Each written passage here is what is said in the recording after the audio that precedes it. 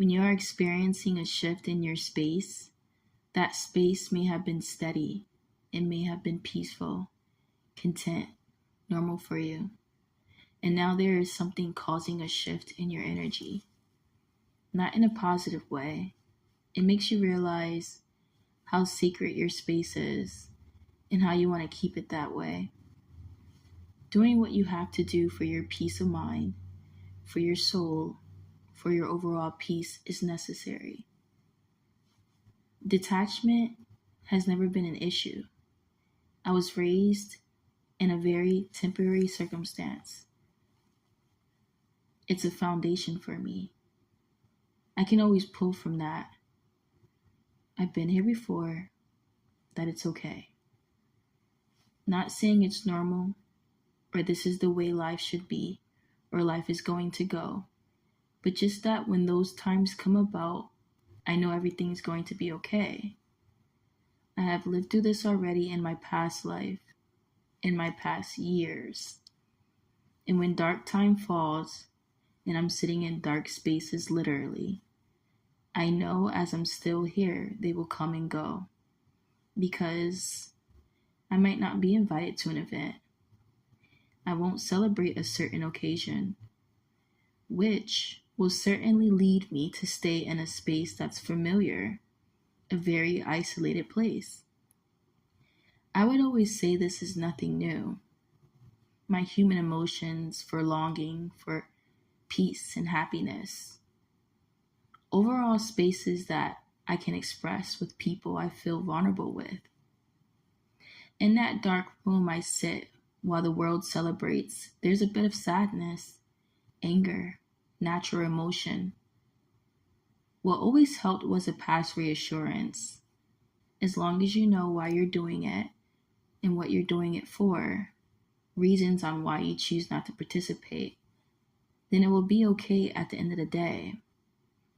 It's the same way I feel about not turning back to what I used to do, not turning back to who I used to know. It's easier for me than most because certain folks I may have not built up a relationship. I may have not been in that place long enough to feel any attachment. There was no reason, nothing holding me to that person, place, or thing. And that's the beauty of experience. When you don't harbor any feelings, you were just there to pass by, get what you got from it, and move on with gratitude. Whether it be the darkest place and people that you ever come across so far in your life. So knowing that you're on a purpose, knowing that your life is planned accordingly, you don't have to worry about why it's necessarily happened. Because when you reach a place in your life of realizing, when you mature in that way, you do realize, I had to go through what I went through. I had to meet who I met.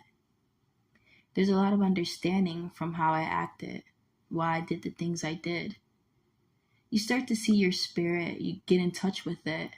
You start to discover who you are in this life, who you may be. You look back and you see better, much more clarity. And for me at 30 years old, I can say wholeheartedly, with my whole soul, that God, my Father, says He has this plan, that I should trust in Him, and that everything will work out in my life. I see it. From the way that I feel, the way that I understand, the way that I am, the way that I love, the way that I give, the way that I'm still intact, the way that I am insane but sane, the way that I'm just this crazy person but brilliant, this beautiful, infinite person, me, the soul that I hold, my spirit that I carry, that's who I am. And through all of it, I still remained me. I still remained solid. I've done the best that I can so far. I can say that I am proud of myself. There is nothing that I regret. Everything that I've chosen to do in the most critical circumstances have proved my strength, has proved my integrity, my worthiness, and I'm confident to say that. And it's one thing to say it and not feel it, but I feel that. I know that about myself, and that's what it's all about. In life, whether you feel you made mistakes, Whether you feel like you had to do the right thing in the worst times, the times where you didn't want to, but you had no choice, times where you don't know what's on the other side, but you still take the chance. Because that's the risk that your life depends on. That even though I don't know what tomorrow is going to be, even though I don't know who's going to be there for me, because right now I see nobody, I trusted in myself that this is what I have to do, even in times where I had no choice, even in times where I didn't make the decision, it was made for me. And I still had to walk tall, walk alone, walk through the door, because maybe the doors behind me were closing. Maybe somebody was closing them for me. I had used all that I am in those places, in those spaces around people that you trust, people that you know, people that you think love you, and what you thought love looked like, felt like. But really, love is doing the things that you can't. Someone making that decision for you. Tough love. That's why I don't feel any remorse. I don't hate anybody. I never did. Because it allowed me to be who I am. It allowed me to see who I am. It allowed me to make the decisions when I could have been a totally different person. And I would have, if my life was just so easy, if everything was just given to me, if I was loved, accepted more, if I was one of them, never being set apart, never being isolated. My life has shown me so much of God's plan, so much of who I am, that I can only imagine the years to come, what they'll come to be. I already know who I am. I know what I can bring, and with the help of God, with the help of Him, because He makes a way for me. If you don't, if you didn't, and if you thought you weren't, my Father is for me, and that is why I trust in Him before I trust in anybody. I trust in Him before I even trust in me, because there's times where I forget. There's times where I'm not strong enough, because there's times where I don't know a dang thing. And I'm not going to sit here and say that I do, or that I'm supposed to.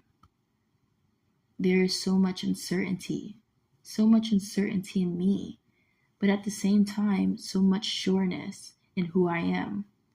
I can sit here and say that I know what I want to be, when at the same time I can be anything. I have to choose one thing, the uncertainty. But with God, I can be all things. I don't have to lower myself into one category. I might have to go to school for just one thing at a time. So it's wise to pursue that one thing that's closest to what makes you you. But to be uncertain about where that may lead me, because I want to keep reaching higher. And with God knowing all things that my heart desires, He can make possible. He can make a way for me. He has already. He has brought me to this familiar space, this place I call my friend isolation. It is nothing new. Isolation has brought me strength and endurance. It saves me in so many ways when I could have been out there in the streets doing Lord knows what, using the excuse that life is free, when there's a thin line between living free and living reckless and immoral. I have no fear of the unknown. I don't have fear of bondage. I have nothing to fear. So if I do, that's me choosing to. Everything has worked out for me. It's not glitz and glamour, of course. I still have work to do. I still have to remain humble. I still have to see and be in this darkness. That's my duty, to be in a place where I can speak and do for you. I understand I've been through it. I'm still in the midst of it. It allows people to start believing in someone who looks like me, sounds like me. So I don't care what anyone says. I don't listen to you. I wouldn't listen to you. I have my own story, my own books to open and read again and again and again.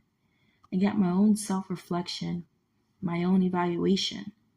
I have no time to worry about what he or she thinks about me or what they thought. Keep moving on with your life. Keep moving forward. Don't ever turn back. These people have never been for you. They don't care. They have no life to them. And if you feel that your energy shifts, your peace of mind, to go back to the places that made you feel small, made you feel unseen for whatever personal reasons and motives they had within them. They were only doing their job. They were only doing their works. They were only doing what was expected of them because of the spirit that is within them. Forgive them. It is their spirit. They may not know, but feel it. They can't help it. Forgive them. It's okay, but it's still not for me or you to stay. I was never supposed to. You're not my people. You're not my family. You're not my friends. You're no one to me, but as someone along my journey. If you were one of me, and if you were for me, if you were really my family, you would have accepted and welcomed me. No one's perfect. No one said that you had to be. But dang Skippy, I won't tolerate my spirit being broke down to soothe people's egos. You're not going to break my spirit, break my heart. You're not going to keep causing me disappointment. You're not going to make me go into depression. Not again. You're not going to make me feel uncomfortable when I've dealt with it. I'm still healing from it, and I have come so far from that place. My spirit is healed and still healing. How could I do that to me? How could I do that to my spirit? I have a choice. You have a choice. You don't have to go where you don't want to go. You don't have to say what you are told to say, what you think you should say. You don't have to say anything. Keep your mouth closed. You don't have to turn back. Keep going. You've been selfless your whole life, and for once, you put yourself first. For once. And God is allowing you to, because now you're able to. It is people like you with the biggest hearts and the biggest souls and the biggest spirits that stay the longest in these darkest places where God has gifted them you. They don't deserve you. They don't deserve any of this that you give. Your light, the privilege to know such a being like you exist. But they have been given you. And still, I mean still, look at how they treat you. When you were there and when you had the light, they hid it. They isolated, mocked, and crucified you. Did not appreciate you. And you stay because you thought this is family. You stay because you thought this is a friend. You stay because you thought they loved you. You stay because you loved. You cared. You overly cared. Overly stayed. You given them more chances than anybody. I'm sure everybody knew, how could this person still be there? How could this person still act this way, show up the way that they do? Show their face when they've not given an inch of appreciation, of love, any interest to know that they're welcomed. But you did. You were there. You lived through it. You walked through the fire. You walked through the valley of death. You walked among your enemies with faces that looked similar to you. You started to realize the freaking scriptures were true. Blood don't make you family. You will know them by their spirit. You want to call this deception? Call this an illusion. You get the message. Father warned you about these things. Jesus, the words are true. When you're in that intimate space, quiet and alone, you can say you've been here before. This is nothing new. We gotten through, and we also know why we're here, why this is happening, why it's been, and why it's still continuing. This war is not over. You're still a fighter, and you're still fighting this war. Trying to stay awake when there is visible and invisible forces to keep you slumbering. It's in your food, the things we drink, in the air, the things we're breathing. So we got to be careful. We got to be wary, vigilant. To stay awake, stay alert, we have to be very strategic in everything that we put in our body, everything that we allow our ears to hear and our eyes to see. I'm still working on it, but at least I know this is to keep myself aware of it when no one is telling me this. Blessing and glory to my fellow sisters and brothers testifying, because you can't do this alone, and you don't have to. We need something higher. God's helping me to stay awake to help you. He is helping you to stay awake to help me.